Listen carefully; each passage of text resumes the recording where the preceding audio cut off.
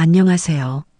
삶의 지혜와 깊은 감동을 전하는 이야기, 복수의 서막을 시작합니다.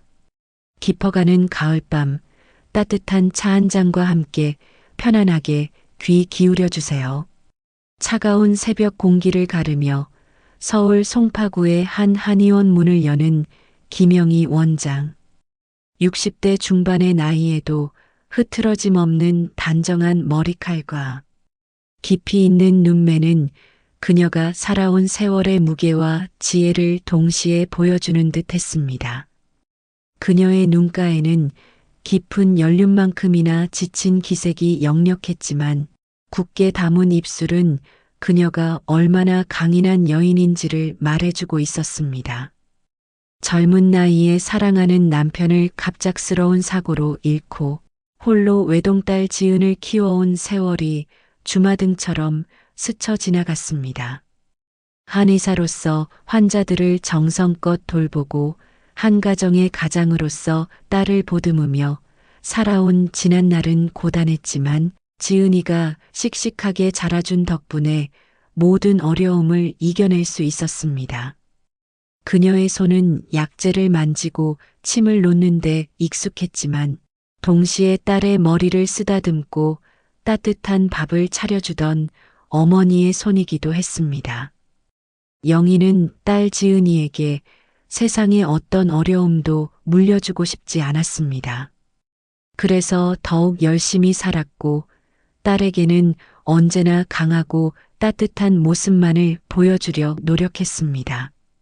지은이가 명문의대에 진학했을 때 영희는 세상의 모든 시름을 잊은 듯 기뻤습니다. 딸의 졸업식 날 학사모를 쓴 지은이가 환하게 웃는 모습을 보며 영희는 속으로 수없이 되뇌었습니다. 내 딸 정말 자랑스럽다. 이제 꽃길만 걷자. 그리고 사랑하는 딸이 듬직하고 번듯한 외과 의사 태준과 결혼했을 때 영희의 마음은 비로소 안도감과 깊은 만족감으로 가득 찼습니다. 이제 내 딸은 진정으로 행복할 거야. 나의 모든 고생은 이제 끝났어. 그렇게 영희는 믿었습니다. 딸의 결혼식 날 화려한 웨딩드레스를 입고 환하게 웃는 지은이의 모습은 영희의 가슴에 깊은 행복감을 안겨주었습니다. 주례 선생님의 따뜻한 덕담처럼 지은과 태주는 늘 서로를 아끼고 사랑하며 행복하게 살 것이라고 말입니다. 영희는 사위 태준이 참 듬직하고 믿음직스러워 보였습니다. 큰 키에 넓은 어깨, 그리고 차분한 눈빛과 예의 바른 말투까지 모든 것이 완벽해 보였죠. 태주는 영희에게도 싹싹하게 다가왔고 늘 먼저 안부를 묻고 찾아와 살뜰하게 챙겼습니다. 사위가 생긴 덕분에 영희는 비로소 어깨의 짐을 조금이나마 내려놓을 수 있을 것이라고 생각했습니다. 이제는 딸의 빈자리를 채워줄 든든한 사위가 생겼으니 자신은 조금 더 편안하게 노년을 보낼 수 있을 것이라는 막연한 기대를 했습니다. 지은의 결혼으로 영희는 오랜 세월 짊어졌던 마음의 짐을 내려놓을 수 있으리라 생각했습니다. 한의원 운영도 점차 안정기에 접어들었고 틈틈이 자신을 위한 시간도 가질 수 있게 되었습니다. 모든 것이 완벽한 평온의 연속이었습니다. 하지만 평온했던 영희의 삶에 먹구름이 들이우기 시작한 건 지은이 결혼 3년 차가 되던 해였습니다. 처음에는 한 달에 한두 번 영희의 집을 찾아오던 지은이가 어느 순간부터는 일주일에 한두 번씩 밤늦게 찾아와 하소연을 시작했습니다. 딸이 부부싸움을 했다며 눈물로 호소하는 날이 잦아진 것입니다. 처음에는 사소한 부부싸움이겠거니 대수롭지 않게 넘겼습니다.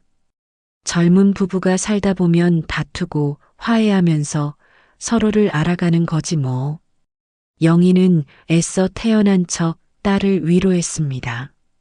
하지만 지은이의 얼굴에서 점점 웃음기가 사라지고 밤잠을 설치는 날이 많아지며 마른 기침을 자주 하는 것을 본 영희는 마음이 편치 않았습니다.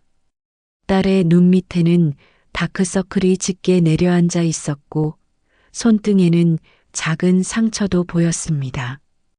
영희는 지은이를 앉혀놓고 조심스럽게 물었습니다. 얘야, 무슨 일 있니? 엄마한테 다 이야기해봐. 숨기지 말고. 지은이는 처음에는 괜찮다고 둘러댔지만 결국 참고 있던 눈물을 터뜨리고 말았습니다. 태준이 외박을 하는 날이 잦아지고 이유 없이 화를 내며 물건을 던지는 날도 많아졌다는 고백이었습니다.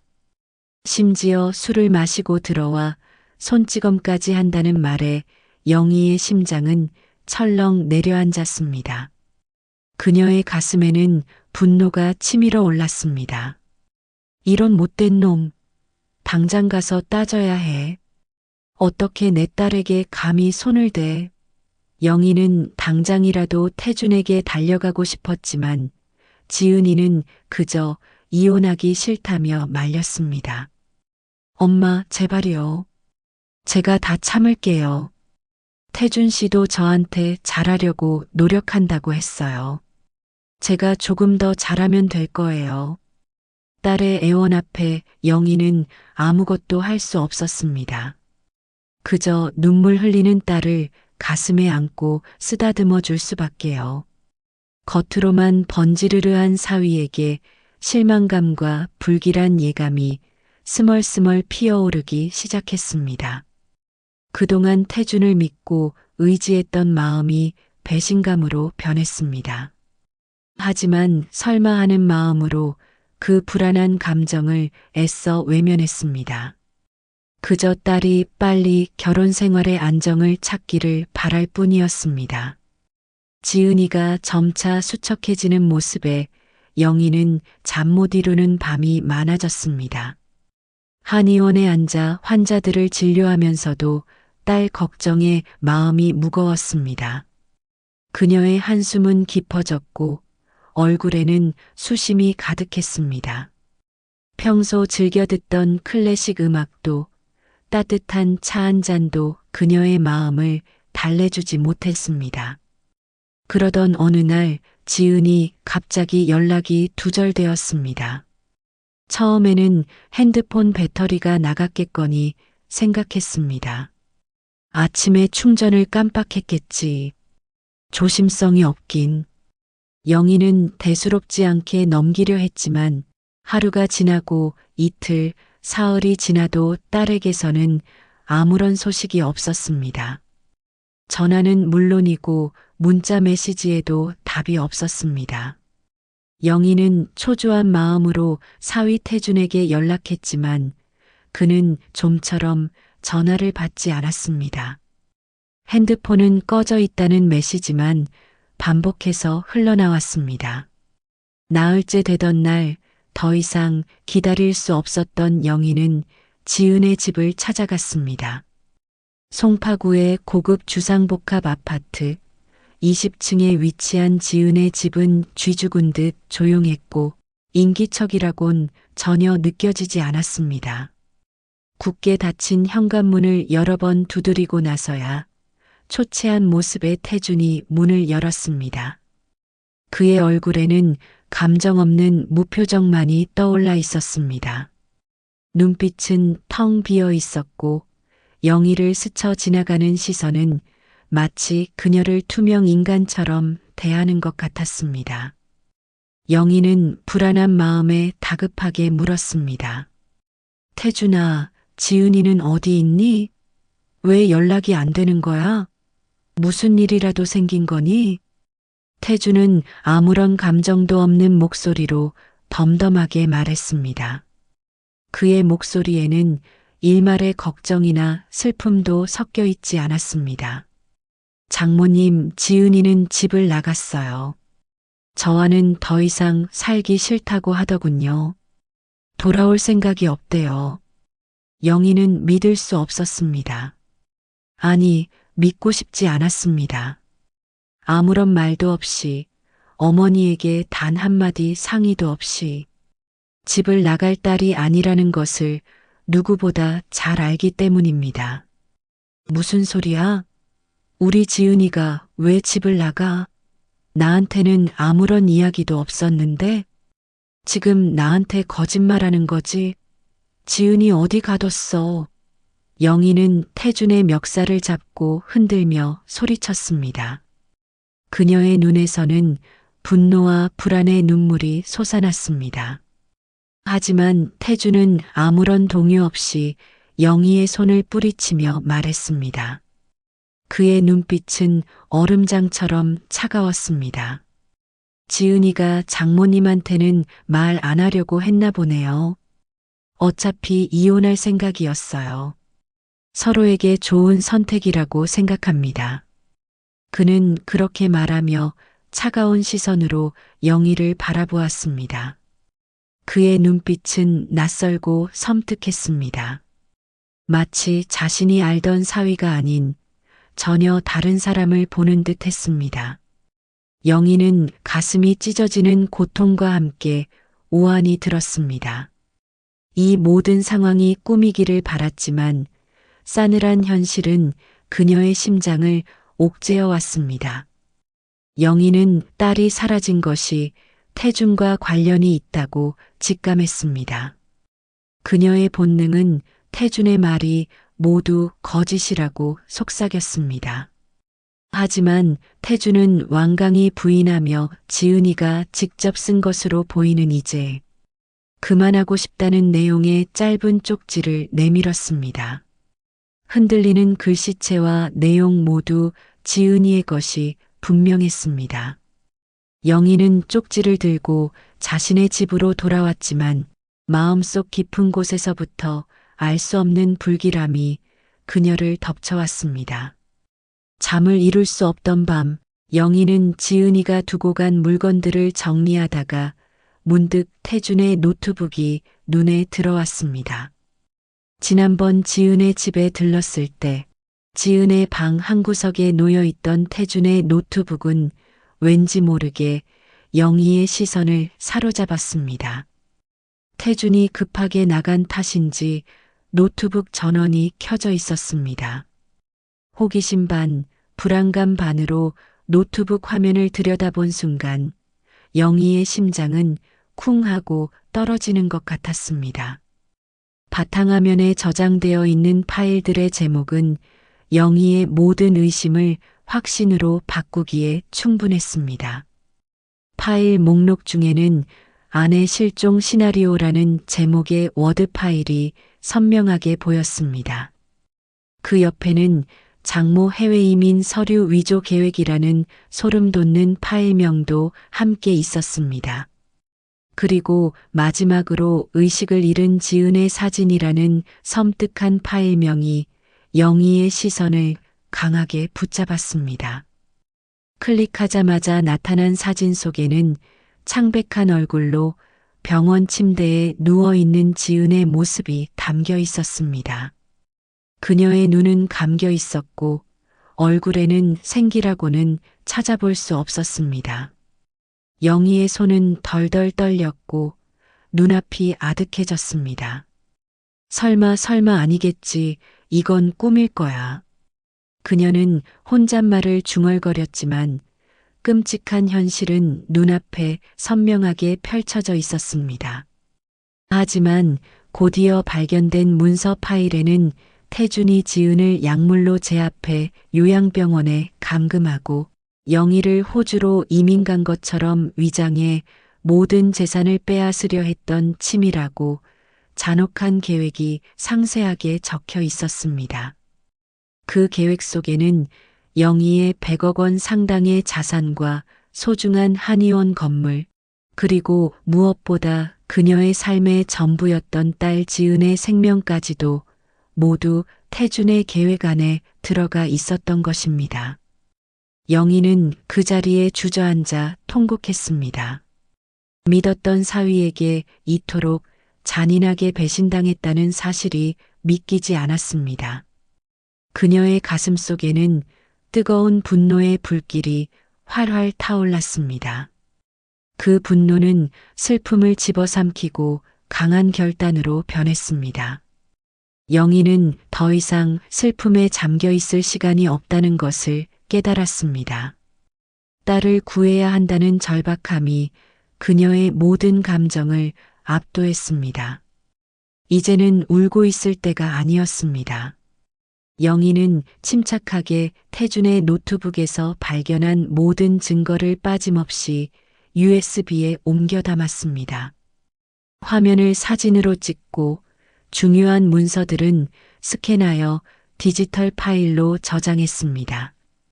그리고 망설임 없이 강남 역삼동에 위치한 유명 사설 탐정 사무실로 향했습니다. 제 딸을 찾아주세요. 그리고 이 사람의 모든 행적을 조사해 주세요. 비용은 얼마든지 상관없습니다. 영희는 사설 탐정에게 태준의 사진과 USB를 건네며 단호하게 말했습니다. 그녀의 목소리에는 떨림이 없었지만 눈빛은 강렬한 결의로 불타오르고 있었습니다. 탐정은 영희의 비장한 표정에서 심상치 않은 사건임을 직감한 듯 고개를 끄덕였습니다. 네, 원장님. 믿고 맡겨주십시오.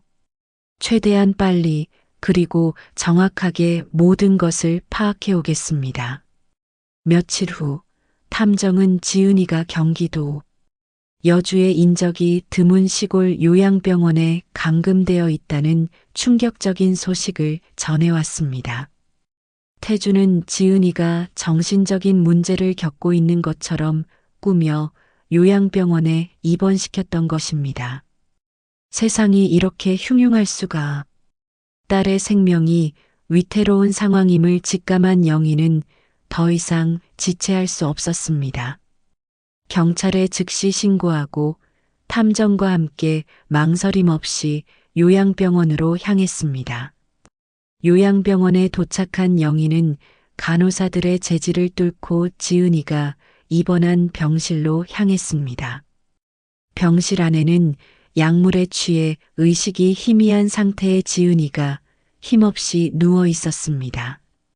그녀의 얼굴은 마치 백지처럼 창백했고 입술은 바싹 말라 있었습니다. 영희는 딸의 손을 잡고 흐느꼈습니다. 지은아, 엄마가 왔어. 이제 괜찮아. 아무 걱정하지 마. 엄마가 여기 왔으니까. 영희의 따뜻한 눈물 한 방울이 지은의 뺨에 떨어지자 지은의 감겨있던 눈에서도 한 줄기 눈물이 흘러내렸습니다. 딸을 구출한 후 영희는 곧바로 태준을 찾아갔습니다. 그녀는 더 이상 주저하지 않았습니다. 태준이 외과 과장으로 재직 중인 병원 로비에서 그를 기다렸습니다. 퇴근 시간 여유로운 표정으로 병원 문을 나서는 태준의 뻔뻔한 얼굴을 마주한 순간 영희는 분노를 억누르며 차분하게 말했습니다. 그녀의 목소리는 낮고 차분했지만 그 속에는 얼음장 같은 냉기가 서려 있었습니다. 태준아, 내가 한 짓 다 알고 있어. 내가 내 딸 지은이한테 무슨 짓을 했는지, 그리고 내 재산을 어떻게 가로채려 했는지 모두 다. 태준은 처음에는 당황한 기색을 내비쳤지만 이내 비웃듯이 차갑게 말했습니다. 무슨 말씀을 하시는 건지 모르겠네요, 장모님. 혹시 치매라도 오신 건 아니고요? 증거라도 있으세요? 함부로 말씀하시면 명예훼손으로 고소당하실 겁니다. 영희는 그에게 아무 말 없이 USB를 내밀었습니다. 태준의 얼굴에서 핏기가 가시는 것을 본 영희는 싸늘하게 덧붙였습니다. 그녀의 목소리는 마치 사형 선고를 내리는 검사의 목소리 같았습니다. 내가 내 노트북에 남긴 그 모든 증거들 말이야. 내가 치밀하게 작성했던 아내 실종 시나리오와 장모 해외 이민 서류 위조 계획, 그리고 내가 지은이한테 투약했던 약물 성분 분석 결과도 곧 나올 거야. 도망칠 생각은 하지 마. 내가 한 모든 죄는 반드시 대가를 치르게 될 테니까. 태주는 영희의 단호하고 냉철한 태도에 더 이상 반박하지 못했습니다. 그의 얼굴에는 공포와 절망감이 교차했습니다. 병원 로비의 수많은 시선들이 두 사람에게 꽂혔지만 영희는 개의치 않았습니다. 그녀의 목표는 오직 하나, 태준의 악행을 만천하에 드러내는 것이었습니다. 영희는 여기서 멈추지 않았습니다. 태준의 잔혹한 범죄를 세상에 알리고 그에게 합당한 처벌을 받게 해야 했습니다. 마침 얼마 후 친척들의 연말 모임이 있었습니다. 영희는 그 자리에 태준을 직접 불러 세우고 그의 모든 악행을 폭로하기로 결심했습니다. 친척들이 모인 자리, 태준은 영희의 옆에 서서 잔뜩 긴장한 얼굴로 서 있었습니다. 영희는 차분하지만 단호한 목소리로 마이크를 잡고 이야기를 시작했습니다. 그녀는 태준이 지은이를 감금하고 영희의 100억 원, 상당의 자산을 가로채려 했던 사실을 낱낱이 이야기했습니다. 친척들은 경악을 금치 못했습니다.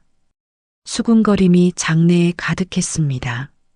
하지만 영희는 흔들리지 않았습니다. 그녀는 태준의 노트북에서 발견한 또 다른 파일을 언급했습니다.